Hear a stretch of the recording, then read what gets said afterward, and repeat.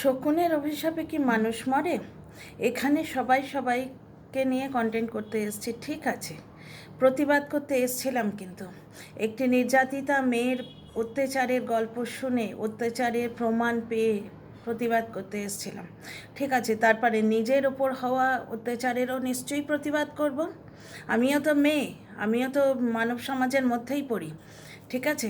সেই জন্যেও প্রতিবাদ করেছি, যখন আমার বিরুদ্ধে অন্যায় হয়েছিল তখন প্রতিবাদ করেছি। কিন্তু আজকে এখন ফোন ঘাঁটতে গিয়ে ইমিডিয়েট এই মাত্র একটা জিনিস দেখলাম, অত্যন্ত খারাপ লাগলো, যার জন্য দেখো চুলটুল না আছড়ে ভূতের মতোই চলে এসেছি। বলাটা অত্যন্ত দরকার আমার নিজের জন্যে। তাতে কতটা ভিউ হলো, কে কি বললো না বললো কিছু এসে যায় না, কিন্তু আমি এসছি অত্যাচারের বিরুদ্ধে প্রতিবাদ করতে, মেনলি নারী নির্যাতনের বিরুদ্ধে প্রতিবাদ করতে, সে শারীরিক হোক মানসিক হোক। টেনার এগেনস্টে মানসিক অত্যাচার 9 মাস ধরে হয়ে চলেছে, ঠিক আছে। প্রতিনিয়ত সে কমিউনিটি পোস্ট দিলে সেটা পাথর কালকির হয়ে ওঠে, যে হ্যাঁ সে বলেছিল অমুককে ভালোবাসে, কিন্তু সেই মেয়েটাই যখন ভিডিও করে বলছে আমার সঙ্গে তার আর সম্পর্ক নেই, কাট অফ হয়ে গেছে, তখন এদের কানে ঢুকছে না।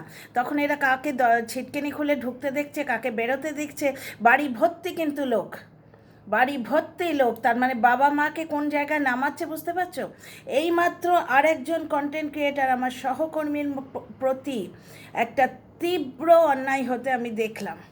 দেখো, সহকর্মীটি কি ভিডিও করেছেন আমি কিন্তু জানি না, আমি ভিডিওটা দেখিনি। তিনি যে ভিডিওই করে থাকুন, তারকে প্রতিবাদ করার নামে এই ট্যাগলাইন দিয়ে ভিডিও করার কোনো রকম সাহস এবং স্পর্ধা কারোরই কিন্তু দেখানো উচিত নয়, বুঝতে পারছো না তো? বলি, আজকে ওই জাস্ট ফরের ভিডিওটা কি মতে দেখতে গেছি আমি। সাতজন্মে কোনো কন্টেন্ট ক্রিয়েটারের ভিডিও কিন্তু দেখি না, দুটো পারপাসে। এক হচ্ছে ভালো লাগে না এদের নোংরামো, আর প্রথম থেকেই দেখতাম না আর একটা পারপাসে, যে আমার পয়েন্ট অফ ভিউ যাতে প্রভাবিত না হয়, আমার কথাগুলো যেন অরিজিনালি আমার নিজের কথা হয়। অনেক সময় এমনও হয় যে আমি আগে বলে নিই, ভিডিও বানিয়ে নিই, তারপরে গিয়ে যদি ওই টপিকে কেউ ভিডিও করেছে দেখি, সেই ভিডিও দেখি, কিন্তু আগে কখনো দেখি না। তো যাই হোক, কদিন ধরে আমি একদমই দেখছিলাম না। যেমন টেনাকে বলা হয়েছে কোনো কন্টেন্ট ক্রিয়েটারের ভিডিও দেখবে না, নিজের কাজে ফোকাস করো, ঠিক তাই করছে মেয়েটা। দেখেছো কত কমেডি ভিডিও আমাদের দিচ্ছে? তো ঠিক তাই আমিও কোনো কন্টেন্ট ক্রিয়েটারের ভিডিও কিন্তু দেখছিলাম না, কারণ যথেষ্ট কন্টেন্ট রয়েছে টিনাকে নিয়েই।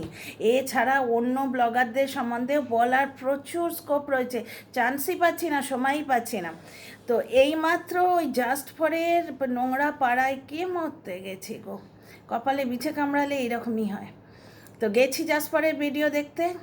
এবার জাস্ট ফর বাড়াবাড়ি শুরু করেছে ইদানিং, হঠাৎ করে বাড়াবাড়িটা অত্যন্ত বেশি হয়ে গেছে। আমি শুনেছি যে পিপিলিকার পাখা ওঠে মরিবার তরে, জানি না কেন এই রকম কথাবার্তা শুনে তো এই কথাটাই বলতে ইচ্ছে করছে। জাস্ট ফর একটি লাইভ, না ভিডিও লাইভই হবে, একটা লাইভ বোধহয় করছিল, তার টাইটেল দিয়েছে আমার এক সহকর্মীর হাজব্যান্ডকে পিণ্ডদান করবে। How dare she! হ্যাঁ গো, এখানে আমরা ভিডিও করতে এসছি, আর্নিং করতে এসছি, বা প্রতিবাদ করতে এসছি, বা ক্রিয়েটিভিটি দেখাতে এসছি, হোয়াট এভার ইট ইজ। আমরা আমাদের সহকর্মীর মৃত্যু কামনা করব, মানে সহকর্মীর হাজব্যান্ডের মৃত্যু কামনা করব? সেই মানুষটির সন্তান নেই, তাই সন্তানগুলিকে নিয়ে টানতে পারছে না, হাজব্যান্ডকে বলছে। কেন গো? দীর্ঘজীবী হন তিনি। যারা সন্তানকে নিয়ে কথা বলছে বলে কাউ কাউ কাউ কাউ করে একবারে চিৎকার করে আসো মরাল পুলিশ সেজে, তারা এখন দেখতে পাচ্ছ না? একটি মেয়ের স্বামী, এবং সেই স্বামীটি কিন্তু কারোর সন্তান, তারও বাবা মা আছেন, এবং তারা যথেষ্ট বয়স্ক নিশ্চয়ই। আজকে বলা হচ্ছে তার পিণ্ড দান করবে। কে হে তুমি তার পিণ্ড দান করবে? দীর্ঘজীবী হন উনি।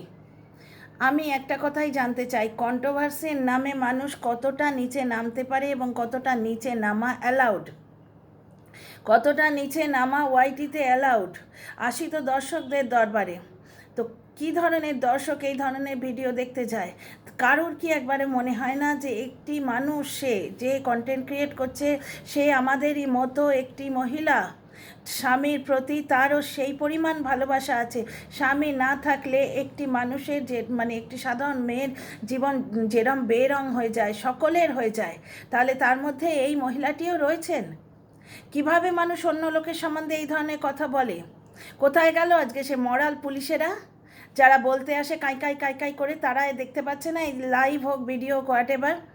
মহিলা বড্ড বাড়াবাড়ি শুরু করেছিল, সেই সময় আন্টি ফোন এসছে, ফোন এসে ওকে বোধহয় সতর্ক করে দেওয়া হলো যে এইভাবে বলো না। সে আবার বুক ঠুকে বলেছে, কি করতে পারিস দেখে নে, করে নে, এই ভিডিওটা ডাউনলোড করে রাখ। বাড়াবাড়িটি বোধহয় তার সঙ্গী সাথী কেউ দেখেছে, সঙ্গে সঙ্গে ফোন করে তাকে সাবধান করে দেওয়া হলো। তারপরেই একবারে চড়া থেকে নিচে নেমে এলো, ঠিক আছে? তারপরে এসে কী সব বলতে রইলো, কমেন্ট পড়তে শুরু করলো। হ্যাঁ, আরেকটি কোন দর্শকের নাম করে, তারপর তো ভাট বকতে শুরু করলো। বাকি হোয়াট এভার ইট ইজ, আমি দেখিনি পুরোটা। কিন্তু ব্যাপারটা হচ্ছে, এই ধরনের কথা পার্সোনাল অ্যাটাক করা কেন হবে?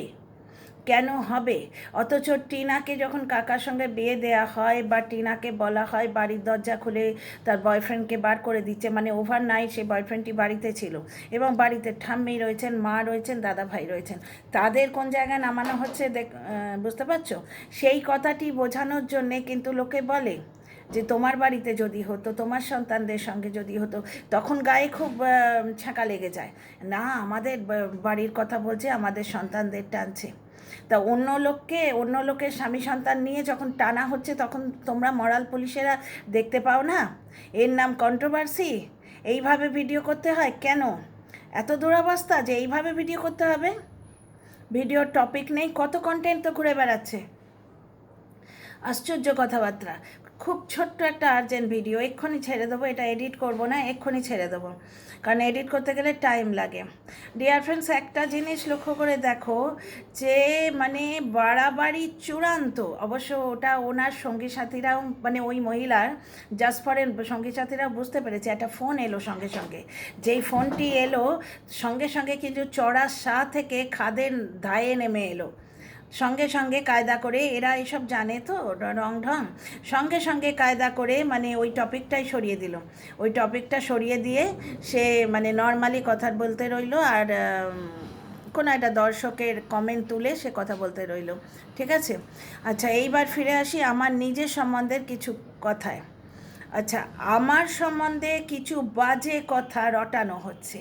আমি ভিডিওতে দেখেছি, আজকে এই জাস্ট ফর এ লাইভেও দেখলাম, কিন্তু এমন অনেক কথা আছে যেগুলো আমি বলিনি। অ্যাকচুয়ালি এরা, আমি নিজেও যেমন, আমি ভিডিও দেখার সময় পাই না, ভিডিও করারই সময় পাই না, তো দেখার দূরের কথা। ভিডিও দেখে ভিডিও করতে যাব, তাহলে আর এই জন্য আমার ভিডিও করা হয় না। তা ওই জন্যে যে পার্টিকুলার ব্লগারটিকে নিয়ে ভিডিও করি, শুধু তার ভিডিওতে আমি কনসেন্ট্রেট করি। সুতরাং এমন আমার মতো অনেকেই রয়েছে যারা ভিডিও দেখার সময় পায় না। তো কিছু মানুষ এই জিনিসটির সুযোগ নিয়ে না মিথ্যে রটনা করতে থাকে। সেদিন যেমন দেখলে একটা কথা, আমি বলেছি কোঁড়ের বাচ্চা রটানো হচ্ছিল, কুত্তার বাচ্চা, দেনান দেয়ার আমি এসে ক্লিয়ার করেছি, তাই না হলে এইটি নিয়ে করে খেত, অনেক দিন ভাঙিয়ে এইটি নিয়ে রোজগার করে খেত, বুঝতে পারছো? ঠিক তেমনি আজকে হয়েছে কতগুলো কথা যেগুলো আমি বলিনি, ভিডিওতে তো বলিনি, কোনো লাইভে আমার যদ্দূর সময় মনে হচ্ছে আমি এইভাবে কথাটা বলেছিলাম, যে যখন কোনো একটা লোক ছাদে বসে হাওয়া খাচ্ছে, তখন আমার খালি এই কথাটাই মনে হয়েছিল, বাড়ির লোককে তাড়িয়ে, বাড়ির লক্ষ্মীটাকে তাড়িয়ে যে এই ছাদটি বানিয়ে দিল, তাকে তাড়িয়ে কি সুন্দর মাঝে এসে হাওয়া খাচ্ছে।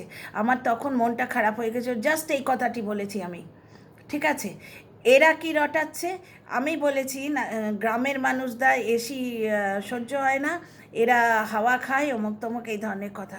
কত বড় অযৌক্তিক কথা! যার বাড়িতে এসি আছে সে হাওয়া খেতে পারবে না? সে গ্রামের হোক আর শহরেরই হোক। আমি যেটা বলেছি আমার কিন্তু স্পষ্ট মনে আছে, কোনো একটা লাইভে বলেছিলাম যে আমার এই রকম লাগছে যে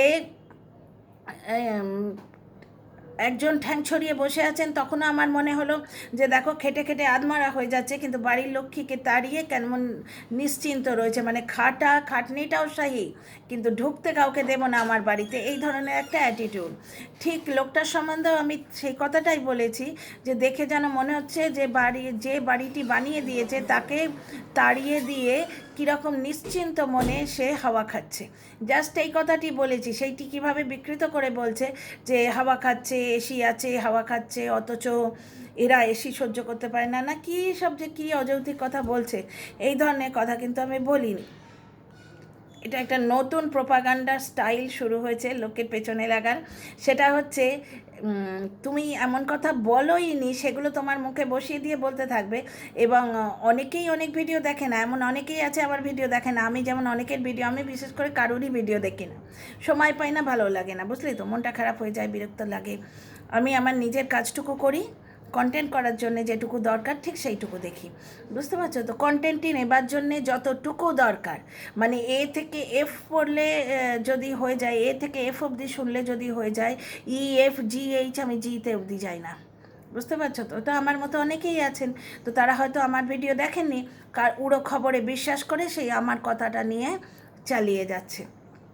তো এই ব্যাপারটা আমি একটু তোমাদের বলে দিলাম ডিয়ার ফ্রেন্ডস, কারণ অন্য কে কী বললো আমার কিছু এসে যায় না, কিন্তু তোমাদের মতামত আমার কাছে যথেষ্ট মানে ইম্পর্টেন্ট এবং সরাহনীয়। তোমাদের কথাবার্তায় আমার যথেষ্ট কিছু এসে যায়, যাতে তোমরা আমায় ভুল না বোঝো। মানে আমি আমার বন্ধুদের বলছি যারা আমাকে ভালোবাসো, তোমরা যাতে আমাকে ভুল না বোঝো, সেই জন্য ব্যাপারটা ক্লিয়ার করতে এলাম। এবং ক্লিয়ার আমি করি সবসময় তোমাদের জন্যেই, বুঝতে পারছো তো, যাতে তোমরা আমাকে ভুল না বোঝো। তো ডিয়ার ফ্রেন্ডস, এই ভিডিওতে এইটুকুই। শুধু একটা জিনিস আমি সমস্ত মানবতার দ্বারে মানে রাখছি, মানব জাতি যেটা এই ওয়াইটিতে রয়েছে, মানুষ হিসেবে আমার সমস্ত কন্টেন্ট ক্রিয়েটারদের কাছে এই প্রশ্নটা রাখছি যে কন্টেন্ট করতে গিয়ে আমরা ঠিক কতটা নিচেতে নামতে পারি। কারুর হাজব্যান্ডের মৃত্যু কামনাও করা যায়, হবে না তো কিছুই। শকুনের অভিশাপে কি মানুষ মরে? হবে না তো কিছুই। ওরা যত বলবে সে তত দীর্ঘজীবী হবে, তিনি তত দীর্ঘজীবী হবেন। এবং আমি বয়সে বড় হিসেবে আমার সহকর্মীটিকে আশীর্বাদ করি যে সদা সুহাগান রহো, শাঁখা সিঁদুর নিয়ে যাও। মানুষ মরণশীল, আমি সবার আগে তো আমিই যাব, আমি বয়সে বড়, তো সবাই আমরা একদিন যাব। তো এই সহকর্মীটিকে আশীর্বাদ করি এক মাথা সিঁদুর যেন থাকে শেষ দিন পর্যন্ত, জীবনের শেষ দিন পর্যন্ত, দাদার দীর্ঘজীবী হন। কিন্তু তোমাদের কাছে আমার একটা অনুরোধ আর কি, এটা উদাহরণ হিসেবে তুলে ধরলাম এই ভিডিওর যে ট্যাগলাইনটা, মানে থাম্বনেলটা। আর একটা অনুরোধ, আমায় বলো তো, ভিডিও করার জন্য কি এত নিচে নামা যায় যে সহকর্মীর হাজব্যান্ডের মৃত্যু কামনা করা যায়? নেহাত ওনার বাচ্চা নেই তাই, নাহলে বাচ্চাটিকেও টানতো। এ কী অন্যায় হয়ে চলেছে বলো তো, এবং এত বড় স্পর্ধা হয় কী করে? তো যাই হোক ডিয়ার ফ্রেন্ডস, সবাই খুব ভালো থেকো, কাল আবার দেখা হবে। See you in the next video.